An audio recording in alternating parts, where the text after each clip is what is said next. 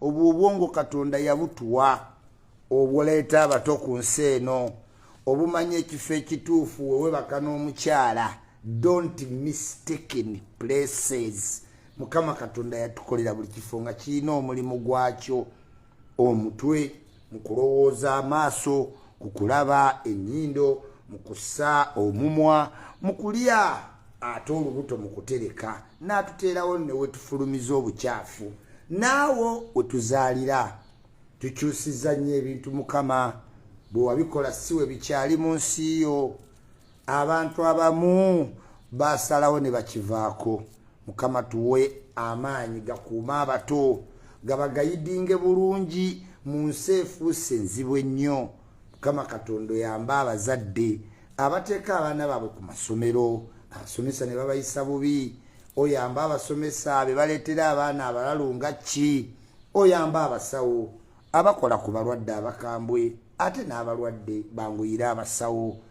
Ebbanga lino lyonna President Museveni ayongedde okgenda ng'akubiriza abanaddiini, amasomero, abantu b'obuvunaanyizibwa bonna okukwatira wamu ku muze gw'ekisiya. G'omuze guno teguzze leero naye gusoosowaziddwa nnyo. Gutaddewo okutijja okutulaga nti twakkiriza dda embeera eno. Wabula si ffenna, waliwo abakkiriza nti nedda kalica zaffe si weezityo, twerekeremu, tetuyinza kukoppa buli kimu. Waliwo aba human rights, buli woyogera ku bisiyaga nga bagamba eyo diversion, ababyogerako bebabipromotinga. Owaayi bw'oyogera ku batemu nga beeyongera, bw'oyogera ku nkuba ng'etonnya, bwe bavumirira ababbi ng'ababbi beeyongera. So please tulina okyogerako era twakubirizizza abantu bonna mutandike okutubuulira sayidi gye muliko.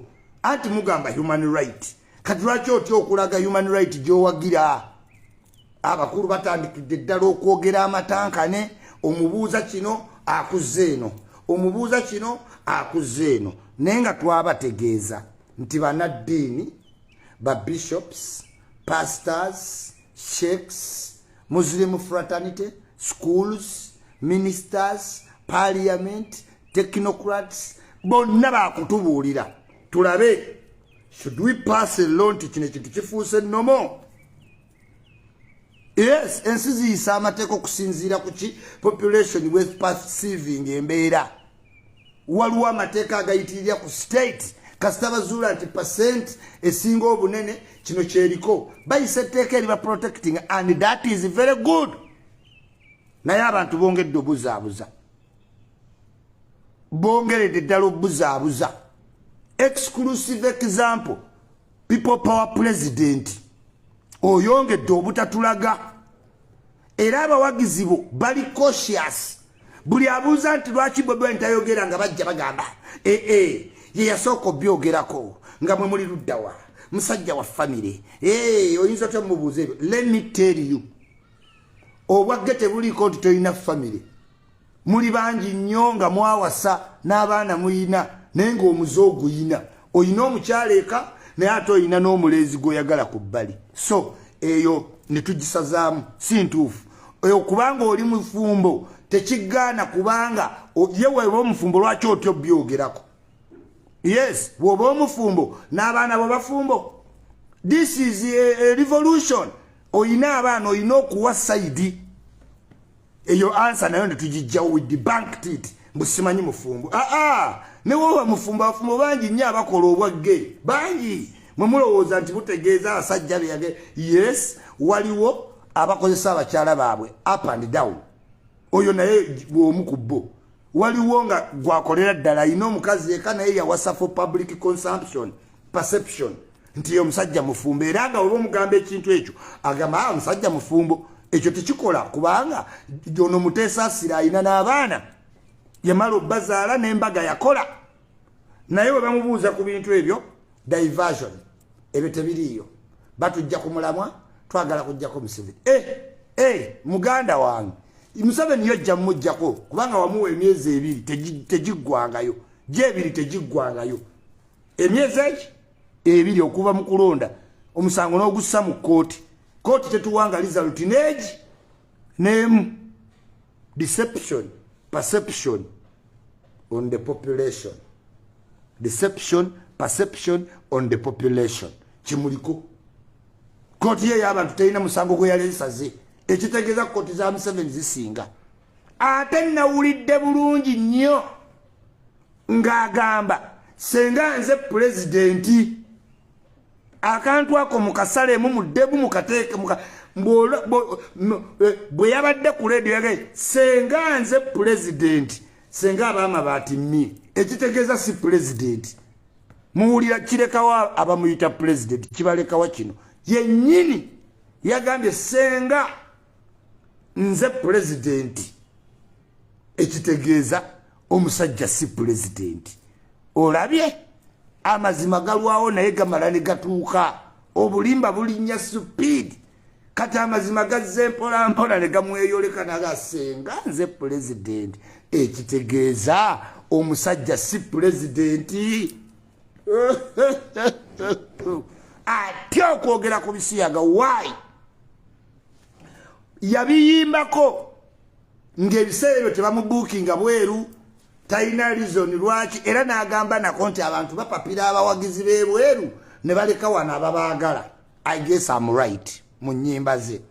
Era n'agamba ye lokoki artist ebiseera ebyo nga tebamubuukinga genda bweru anyiiga akola oluyimba lwa Chichimani oluvumirira bagge London balukwata bamugoba ku embasi ateekayo misinde n'omugamba ekintu kiri ku embasi ya Britain takichima nabagamba data kichima gwegeza omugane nti ndi wano ku embasi ya Britain tajja kujja kakati ayiya bwamala okuyingira politics bagge batereka balinga bakazi ne bajjukira nti waliwo yali omuyimbi nga tebafaayo ne babinimani bajja mu Sweden ne batandika okugamba fuck police Chichimani era polisi yongejjamu emizindaalo nga show zaabwe zidiba. Now obuzibu bumukwata oluyimba abalubongeya batandika omugamba akayimba kano ke wakola katuli bubi. Jjukira eno British Protectorate okugifuga oyina okuba oli ntandemu ne England.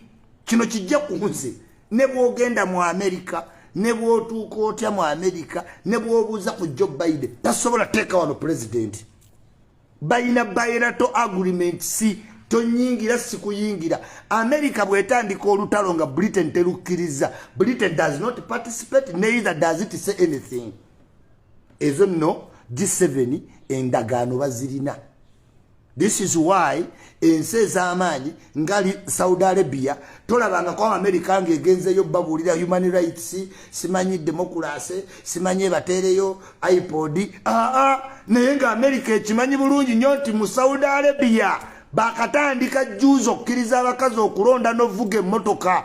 Lwaki America teyeyingiza mu bintu bya Saudi Arabia? Eyina endagaano ne Saudi Arabia ku oyiro tontabaala sikutabaalanga. Same thing to Israel. Tesobola. When you are going to campaign for American president, you must take a decision on Israel. Or you know kwogero wagira Israeli oba Palestine. Ezo no bazita bilateral agreements in countries. Chovola banti America ejja netutawanya netubulire ngeje tulina okwefuga tetwalangako kintu kyonna egamba abantu be Saudi Arabia nti mulonde we muti atenge ekolagana ne Saudi Arabia. Wano ku Kashozi webatta omunamawulire Kashozi America ngeri silent nga Saudi Arabia emutidde mu ttake ng'ate yabadde agenze funa buki yatawaana okufuna saidi. Am I loud and clear? Icuri the draga King Kang alone elichapo that no shaka mu oceani abanvuga nyansiri nganyi mu kidiba. Yes ndi shaka mu oceani abanvuga nyansiri nganyi mu kidiba. Ndi chapa ku buli continent byali bigambo bya GNL Zamba ngabiyimba ku Icuri. Wegendereze nnyo erinnya Icuri. Gwolowooza linnya bunya naye wonoolitegeera. You will pay attention here early every morning 7 o'clock tuli ku TikTok straight waliwo abaddukira eyo babuzeebuza abavubuka. I'm coming for them. Yano Icuri alone. Kakati Bobi Wine abadde nga asindika babi n'okupasuwinga human rights degree n'okukola film festival agende Britain balubongeya ku negotiatinga bamuggyeko baani asobole okukyalira ku King Charles kubanga Queen Elizabeth afudde tamumanyi tamanyi Queen Elizabeth Eliza afudde tamumanyi kati alina olwana atuukeko ewa Prince King Charles jjukira musabba ezo zonna gundi yazidi banki nga juzi yali mu America n'amala n'ali ekyenche wani ewa King Charles kati woba ovuganya territory oyina okubanga ebifo ebimu obituukamu kati obuzibu bwalina buli webuti baani eyo ebadde eneetera okuggwako ng'alaze bulungi baggeta balinaako obuzibu ne gyatambula ebweru kubanga you must pursue them era woba oyagala oba president nga toyagala byogerako gwe bisigale eka kubanga you must pursue them bano bantu b'amaanyi mu all political spheres mwebali jjukira Nagandi okukola mu kabina ebiseera ebisinga is to demean you ne ba boss amuntalo bajeno mukomera it is a demeaning act omusajja wamala okukola mu kabina ne woba okola mu office nawe otandika mutunuulira oti nga mukazi kubanga you are of the same so bakingi balikolanga to demean people mukomera Kayumba ozize ebisanga egy'amaanyi bakuteekayo bakuleetera omulasya nakuwulumula akabina n'olyoka okitegeera so time eno oyina okulaga bajja bazimba empire yaabwe ne bayingira mu bifo kati ebifo ebisinga bye weetaagamu obuyambi mwebali Museveni we yateeka wano etteeka ati alisayinize yagenda mu America yabulwa hoteero mwasula yasula wakyaliwe nga buli hoteeri bamugamba eno yabagge eno ekolagana ne bagge yamaliriza asuze wa musajja weeyo president etteeka mu parliament tolimalirako budde liyinza n'obutayita yere we liyita enkeero jalaba ba MP abagenze mu kooti okuliremesa ye Museveni as a politician does one thing I know like a population wayimiridde bwamala no kutabwe ne batuula nabagamba okay rights zaabwe zijja nenge no public amazojjiraga as a president wano wenyimiridde kubanga kyotategeera ku politics ali bwati president tebamuvunaana statement gyakola mu easy territory ekyo kisoko kijje kuuze wobeera oli president ng'oli mu territory yo wano Uganda osobola n'okuvuma America tebabitwala gwe jigeza ovuma America ku foreign land olaba America. This is why Museveni wababa muteekako ekkololo because the mandate given to any president in his territory yamaanyi osobola ovuma abazungu ng'oli president ng'oyimiridde mu territory tebabitwala nga kikulu. They only take it serious ng'okyogeredde ku foreign land nti South Africa waliyo Congress today Museveni n'osituka n'oyogera bw'oti awo America ebe kukima naye ng'oli ku ttaka lyo kati bo ati Museveni does ng'amanyi obufuulembeze ayogerera mu bantu be tebisiyaga bibi kati zino zemuwulya closed door meetings mu nsi ezo zemuwulya ne Bobi Wine avayo n'agamba bitwogedde ne Katikkiro si byamawulire byaffe closed door meetings kitegeeza kukkaanya kino kijja kuwuze whenever woowulira meeting ne bagaa nti bagaanyewo bannamawulire besibidde mu kafubo ekyo kitegeeza they are negotiating and agreeing on certain terms ze bataagala gw'owulire kino kitegeere kati woowulira ng'omuntu agamba tubadde wa Katikkiro naye tubadde ne closed door meetings ebirimu tetusobola bibabuulira wano tujja fulumya okufulumya pulesa nga bamaze okwogera kitegeeza pulesa bamala gyoganizinga tubagambe ki owulira bulungi Icuri oba oweebase bino toyinza biwulira ku bloga yenna nga hawu nga yabiyiga ddi hatya it takes years nze mbaddewo wano I know kakati Museveni mugezi nnyo bagamba bayusi ono kati Bobi Wine baagala oyogere mu bantu kati jjukira ate gwayagala oba president senga oyogerera wano trip zebweru oba ozisse.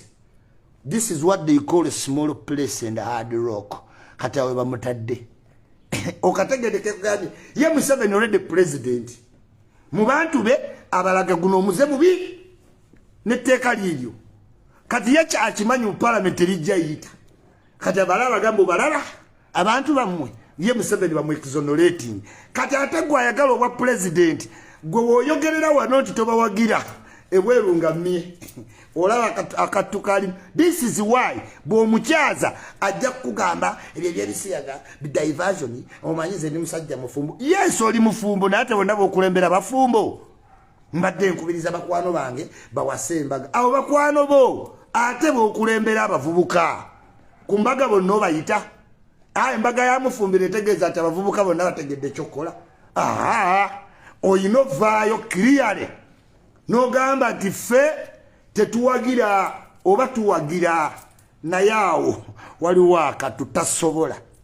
I bet tewali ajja kimujjamu tewali kubanga kati abavubuka okujjako president atudde emyaka 3 weetaaga institution nga sente zaayo weeziri. Institution kyeyina sente zitalina byakukola bagge tebaba na family. Ate bakola balina emirimu. Chris Roko yagamba ayagala nnyo bagge because bagula mangu tiketi ze ne weziba za bay. They don't have families. Okitegedde kati otegedde lwaki tebajja kwogera era bajja teekawo embeera. Bobi Wine gwe mubuuza mwagamba si president kati mubuuza waaki. Bobi Wine musajja mufumbo. Bobi Wine era yasooka obyogerako addemu ekintu kyasooka okwogerako lwaki kati akitya. Ddamu ssebo luyiba nawe weerulirimi kisigikole tasobola. Allahu ya alamu. Bali bazibu nnyo kugambye America tegenda ngako kuteeka mateeka ku Saudi Arabia. Why? Saudi Arabia yali ekimazo kitegeera nti America amafuta geeyagala gasinga gali mu yo n'egigamba ssebo waliwo byojja okwetantala n'ebyotajja kwetantala. Ojjukiraawo. Yes, ebintu bingi bikuteeka mu kattu. Take an example of Cristiano Ronaldo. Cristiano Ronaldo is a world icon. World icon. Kati asambira omupiira muki mu bawalabu. Era abantu bamukoshoninga nti yogera ku democracy mu nsi ye ezosambiramu. Tasobola abawalabu bavuga gwe ssebo twakuwa $1 million bibiri wali ogudde kuba era kati yagwa. Tasobola va mbazungu n'ogenda bawalabu ne bakuzaako zi kamera. Era obulango bwonna babukyusa kati bwambape tebasobola kubanga babayina competition zaabwe waggulu. Kati Ronaldo as a human right activist abadde mu Europe bamugamba kati yogera ku Saudi Arabia gy'oli ku human rights. Tasobola kubanga bo bajja bakuwadde conditions zo kino kyoliko ebirala byekole ki byesonyiwe. Kakati omukulu oyo owa Nuupu nagezaalaga Saidi ku bisiyaga nga tawagira tasobola kuddamu funa meeting yonna America. Tasobola era kyalina okukola kuyita eno n'ayita eno naye nga we yali ayimba oluyimba ebigambo bye byali kiriya nti a man should be like a man. A man who looks like a woman and dressed like a woman to him smells like a shit. Olwo luyimba lyrics weziri. Man have to have woman, man have man. Combination gye yagamba tategeera era n'agamba them smell like a shit. Naye mugamba demo statement eyo. Hey! Okufuga Africa, you need to be on the 4th level of Maslow. Self-actual realization. Nga eido lyomu obanga ogenda kuba omu ku batono. Bamugabe. Mugabe yagamba sibayinaako buzibu mubanteera awo bandeetera omu ng'ali lubuto. Ne badduka. Actual self-realization. Naye ng'okyawankawankira eby'obugagga. Ng'okyetereza embeera nzimbe wano nzimbe wali nguleyo ku mmotoka ya bulletproof nkubire abantu kujja. Tosobola. You cannot. Kino nkikosoninga omuntu yenna. Anaabuuza Jowero, anaabuuza Lubongeya, anaabuuza Bobi Wine, alabe oba tebaazannyira alawundi eyo ansa. Tuli bafumbo guli mufumbo naye bw'okulembera bonna bafumbo yeggwa omufumbo lwaki otya okuyisa clear message nti bannange ti nga president wa NUP nkubiriza mwenna abavubuka naye mba muli mbwavu omulenzi awase mulenzi muwala munne omulenzi awase muwala ate lwaki kubanga yekwasa nti bakwano bange mbakubiriza okuwasa yes basobola owasa for public perception nkugambe waliwo deception perception ku population hoodwinking asobola owasa naye ng'omukazi olw'obwavu n'omukazi yakkiriza wano tewaliwo bakazi balina basajja babbi nga mmanyi bbawe mubbi mu paaka kyogamba abo bonna abatembe abasazi b'ensawo tebalina bakazi na baana balina wekyatuuka e Uganda ani aleese ssente ku tebo ez'okulya azijjewa ceased to be a matter